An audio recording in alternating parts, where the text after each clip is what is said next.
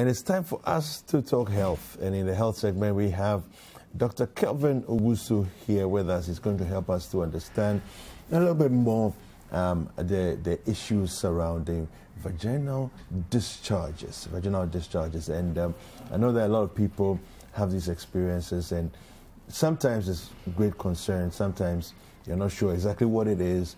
There are different colors of discharge that you experience and all of that, and what to do about all that. What does it all mean? Dr. Kelvin is here. The show is interactive, so kindly use the hashtag Breakfast Daily for us to hear what you're thinking. And if you happen to be watching on Facebook, kindly comment on the stream down below. And also, we have a WhatsApp line as well, 0550 585832. Dr. Kelvin, good morning. How are you? Good morning. I'm very well. Fantastic. Now, what causes what we call vaginal discharges? Now, is there a definition even for what is referred to as a vaginal discharge? Okay, so first of all, a discharge is any secretion, pretty much. Okay. So there is no necessarily a specific definition of vaginal discharge per se. However, let me first of all start by saying that not all vaginal discharges are a problem. Not all vaginal discharges are an infection. Not all of them need to be gotten rid of. Because in fact most vaginal discharge is actually normal. But immediately you notice that there's an offensive smell or it's associated with itching, then you should begin to be concerned. So regardless of whichever color the discharge is, how much volume is coming out, if there's a smell, an offensive smell, especially if it's fishy, literally fishy smell, or it's associated with itching, then you know that there is something concerning. You need to actually go and seek help with respect to that particular discharge.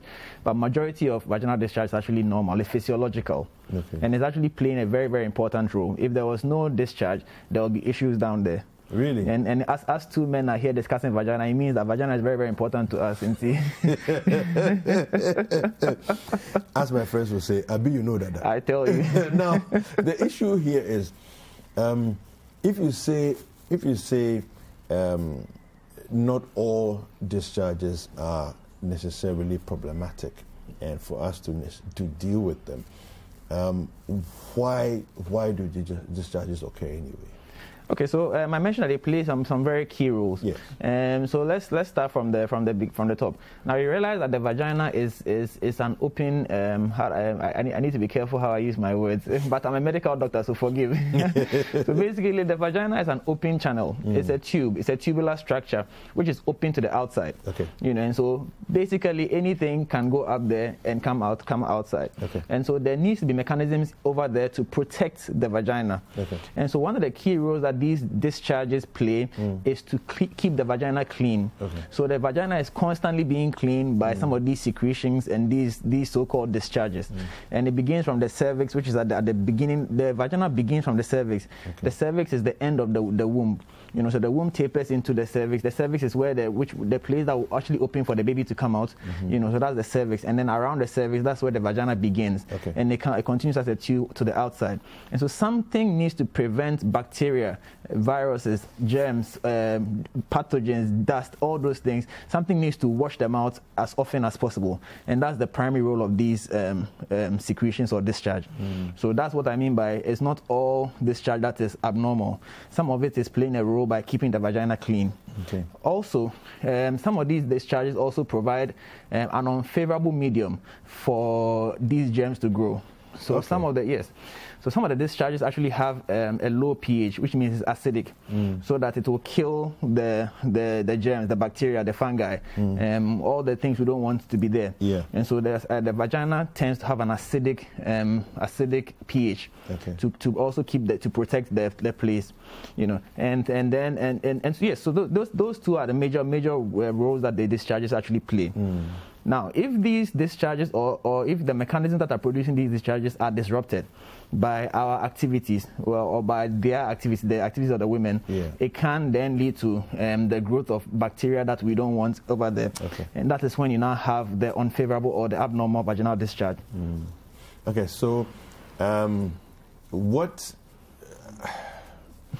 I've I've had situations where you say, okay, there's a discharge, the color is cream or it's looking yellowish or what are the different possible colors of different discharges and what do they all mean? Okay, all right. So I mean, I'm sure there's a picture where they are showing some rainbow colors of all sorts of discharges. So most normal discharge tends to be clear.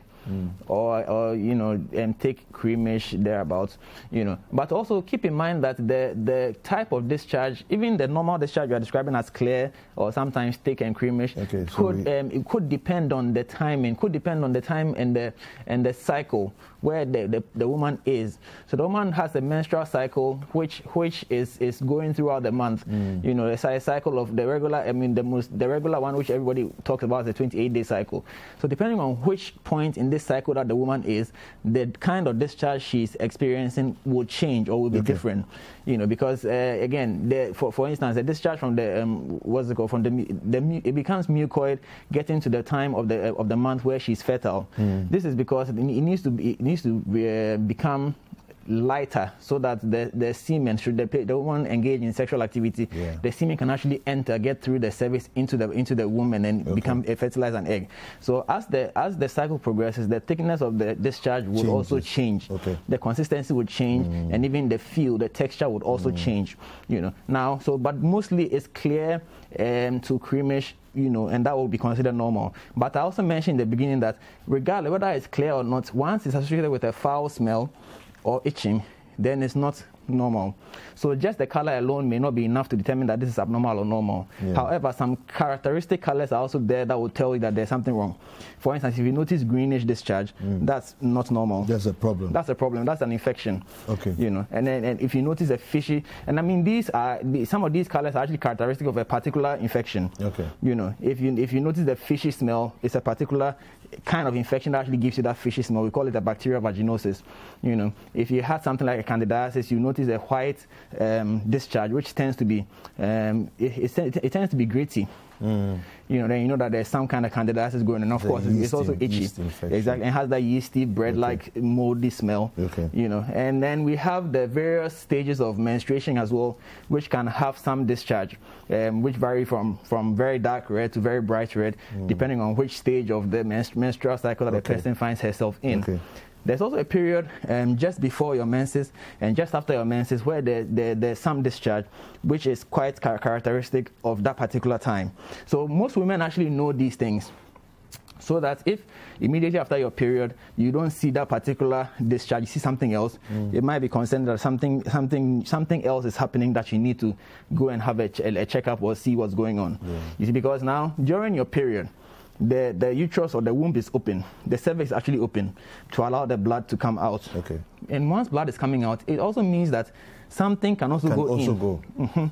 So that's why it's important to keep yourself even more clean during your period than any other time, because once the womb is open, you are at risk of pelvic inflammatory diseases and other kinds of infections, and so you have to be extra cautious. So that's why we talk about changing your pads more often, bathing more often and things like that. So very, very important.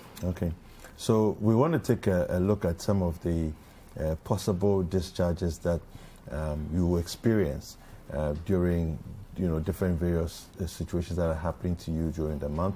But viewer discretion is advised here. Some of the images are a little disconcerting. So, Doctor, you can talk us through what it is that we are possibly looking at. All right, so basically, this, I mean, just looking at it from this angle, we might not be able to tell exactly what is going on. However, this is a thick form of discharge, and this thick discharge could be normal. It could also be abnormal, so it would depend on what circumstances surrounded the discharge occurring. So I've already mentioned that once you notice a foul smell, you should be concerned. Once you notice itching, you should be concerned. So as medics, we don't just treat the discharge. We treat the person, the individual. So the individual will have to give us information about all of these things so that we know exactly what's going on. And ultimately, we can also do a lab test on the various discharge that you are getting, so that we know exactly what it is that's going on. But let me also be quick to add that arousal can also cause what is described commonly as wetness. Now, technically, that's also a form of discharge. It's a discharge, okay. You know, because some of the same cells that are producing the discharge that is cleansing the vagina are also activated during sexual arousal to cause wetness. But the purpose of that wetness is towards lubrication. You know, but of course that can also come out and you know, probably stay in your underwear, and if you are unexposed or uninitiated, it could actually be concerning. You know, so you just need to be aware that all of these play a role in vaginal discharge, as we are discussing.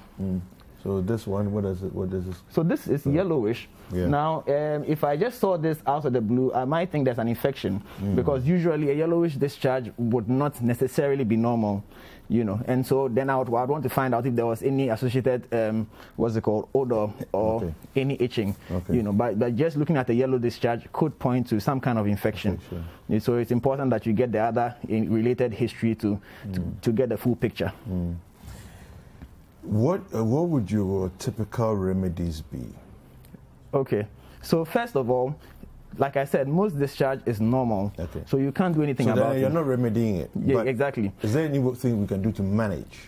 So in terms of managing, so every woman is different. Some women tend to have minimal discharge throughout the day, and so they usually don't do anything about it. You know, others also tend to have more voluminous discharge. So objectively, it's been said that a discharge of anywhere about half a teaspoon to about 2 teaspoons is actually normal. You know, so now if you are more of the half a teaspoon, it might never even be that obvious. You know. But if you are leaning towards the heavier side, then some women then tend to wear the panty liners and all those kinds of things, you know. So and also it also depends on the timing of the in the cycle. There are some people immediately after your period. Usually about 3 to 5 days after your period, there tends to be very, very little discharge for a lot of women. Of course, when it comes to women, we don't generalize anything. So we always have to say that there's always a group that would always have some different cycle that they follow. But for a lot of women, for a period of 3 to 5 days after their period, there tends to be no discharge. You know, and so they tend to not have a need for anything, whether pad or panty line or anything. But then after that period, when the cycle now changes and they are going into the new cycle, they tend to have the discharge, and then they would have to wear the panty liners all through the remainder of the month. You know, but still, when it comes to panty liners, you still have to take precaution. Because as I mentioned in the beginning, the vagina is open to the environment. So if you have a dirty panty liner, or you don't change the panty liner often, you are exposing yourself to infection. You see, so the same treatment you would give to your pad is actually the same treatment you should give to the panty liner, which is to say that you don't wear the same panty liner for the whole day. At worst, you should change it twice a day.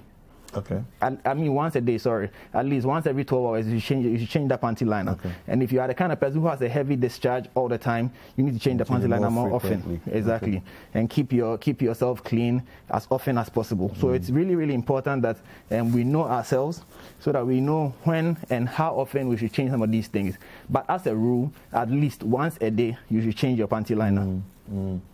So you know that again, I mean something like panty liners can easily become an economic issue. Yes. You know, so then the women who don't wear panty liners or can't afford to wear panty liners, how do they manage? That's an interesting question. I mean, there's economics in everything. So, I mean, that from my should I say, limited experience on having a vagina, I would say that just as you I mean, people who have heavy menses find a way to survive, in the sense that, I mean, I know people, I've dealt with women who, because they cannot afford a pad and they are bleeding heavily, they tend to use cloth. Now, it's not advisable, it's not encouraged, but if that's the reality you are faced with, you have no other choice. And so the advice would then be that you need to keep the cloth as clean as possible. As clean as possible. I mean, and if you're going to reuse it, you need to wash it very, very well and iron it Okay. You know, because the ironing will kill as much of the the germs or the contaminants as possible. Okay. You see, but I mean, ideally, if you need to use something, it has to be something that's approved. So a panty liner that's duly approved by the appropriate authorities is what you should go for. You know, or a pad that is duly approved by the authorities is what you should go for. Are there side effects of panty liners, though? So, in terms of the panty liner itself, there may not be any side effects. It's actually how it is used that could cause issues. You know, because, and I've already mentioned some of the issues. If you use the same panty liner for a prolonged period of time, it could cause you issues. It could become a source of infection, because any discharge from the human body is a rich source of nutrition for bacteria. So if you left it there, bacteria would grow on it. And if the bacteria is growing on it and it is still close to your body, obviously the bacteria is going to find access. I mean, why should they stick with the dead discharge when the fresh discharge is up there? So they'll enter and go and look for the source. And so that's when you now worsen, you now get an infection. You know, so now your normal vaginal discharge now becomes abnormal, because now it has got infection in there. You know, and so you have to, first of all, keep your hands clean. If you're going to change the panty liner, you need to be clean. You need to wash your hands before and after you've changed it. And when you put the new one on, then you probably want to change your underwear altogether. But if you are in a place you can't change underwear, then when you replace the panty liner, you know, you put the thing back, make sure your hands are clean all the time, so that you don't expose yourself unnecessarily. On the other hand, too, the material that the the panty liner is made from could irritate some women. So again, you need to know yourself. If there are some particular materials that you are allergic to or that cause irritation, you may not want to use it. You know, because the vagina area, the vulva, is a very sensitive area. And so you don't want to expose too many things to it. Now, there's also this part where when you shave your pubic area, especially if you shave too close to the skin, you might get some cuts and bruises there, which could become a source what's it called? Infected. It can get infected, you know, and so then that can become a source of infection for the vagina. You know, and so it's a very, very delicate area that you need to pay close attention. And the final thing is that, again, because the vagina is close to the rear and the anus, anything that's happening in the anal area can spread into the vagina. And so if you wear, and again, I have to be careful, if you wear loose fitting underwear, you know, it doesn't fit properly. It tends to move up and down. You know, your liner can pick bacteria from the rear end and bring it to the front, and then you get yourself into trouble. And so you must wear your size of underwear to avoid that happening. It should fit snugly. It should fit, exactly. And so and in that regard, the liner too must fit the underwear. You cannot wear a small panty and put a big liner in it, and vice versa. I cannot wear a big panty and put a small liner in it. So the liner must fit what the size of underwear that you are wearing, so that everything is, you know, neatly packaged and there's no risk of transposing bacteria. Okay, so you're saying that you shouldn't wear small panties with large panty liners. Okay, how do people who want to wear panties like Gstrings, how do they manage? Okay, so first of all, a G-string... Are there liners for G-strings?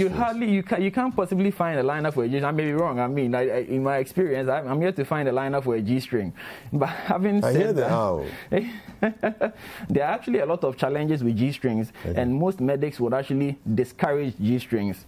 Because and what I just described, I mean, as the transposition, is because and depending on how extreme the G string is, because there are G strings that are just a string, literally. There are G strings that are G. Exactly, and that tends to, you know, move in the for lack of a better expression, the crack of the you know, the butt, and it can pick things and then transpose them. You see, so if you wear G strings often, you tend to have issues, every now and then, so it's not entirely recommended. But there are variations of the G-string that are a bit broader, that is better. But even with that, usually when women are in their period, they hardly wear a G-string, because you can't wear, with all the flow that's coming. Exactly. Yeah. So it's not recommended in those periods, in those times when you're having your period, or if you have an issue with vaginal discharge, which is heavy, a G-string is not recommended for you. Thank you, Dr. Kelvin Owusu. How do people find you again? Well, I'm on Instagram and Facebook as Kelvin Owusu MD. Okay, fantastic. So you can reach out to Dr. Kelvin, who is the Medical Director for Optimal Care Diagnostics. Hi there. We hope you enjoyed the show. Make sure to subscribe, like, comment, and share with your friends. This is Breakfast Daily on Citi TV. Join the Breakfast Daily team Monday through Fridays from 7:30 a.m. to 10. Join us for breakfast daily, only on Citi TV.